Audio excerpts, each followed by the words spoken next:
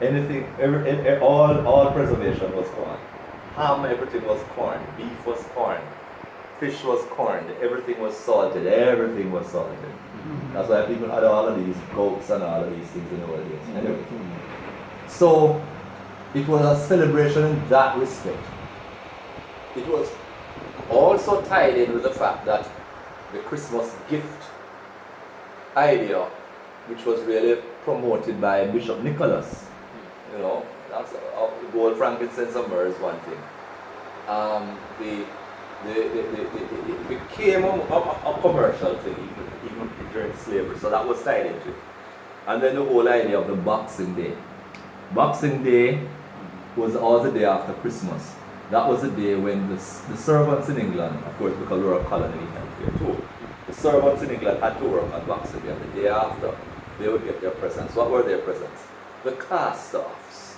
In other words, the owner got new bed sheets and bedding, so the old ones then get to the bed. They got new shoes, they gave the old ones out to the servants. That's why I'm not in this. I say, keep the holiday, you don't take away holidays from people.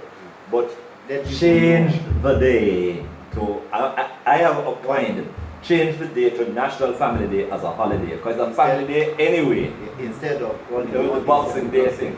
Because what it became eventually was the Dashway things, the what left, the old block. The old one. Right? Servants fighting over their master's old underwear. You know what I mean? Right? We've got them get through your back drawers. Right? And that's what it really became.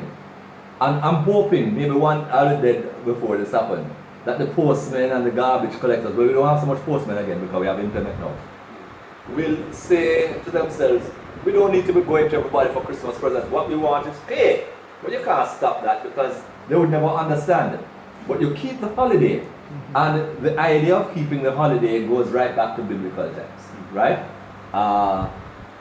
They turned the Passover into the Lord's Supper. Jesus Christ did that. The festival of first fruits became Pentecost. The church turned the Feast of the Unconquered Sun into Christmas Day, the Feast of the Goddess, the Astrek. Of course, Easter being the biggest celebration, into Feast of the Resurrection. And Norman Manley changed World Empire Day, we're going into independence, into National Labor Day. Changing it only by one day, it was the 24th and now the 23rd.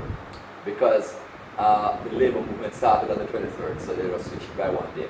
Because he said we couldn't be going into independence and we have our children singing, "Rule Britannia, Britannia rules the waves, the British shall never again be slaves." But we could be slaves, but not them. And he said, no, this cannot work. And so therefore, but you never take away the holiday. What you do is that you turn the holiday into something else. So the same way I'm suggesting that Boxing Day, which Queen Victoria gave to the servants in England and became a holiday in Jamaica because of that. And we have it in Africa. Of course, I'm going to tell you, of course you would have it because you're a colony. You're a colony, so you'd have it, but you don't know what Boxing Day meant. You thought all the day when people go, boom, boom, boom. No, nothing like that. It's nothing like that, right? It's a Christmas boxing. You box up the things. So what about this idea of the grand market?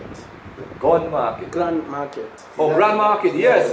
It came out of slavery. It was a day when, because Bakra gave you a little money, you could now go and buy some little nice things. Yes. And of course, and of course, but little trinkets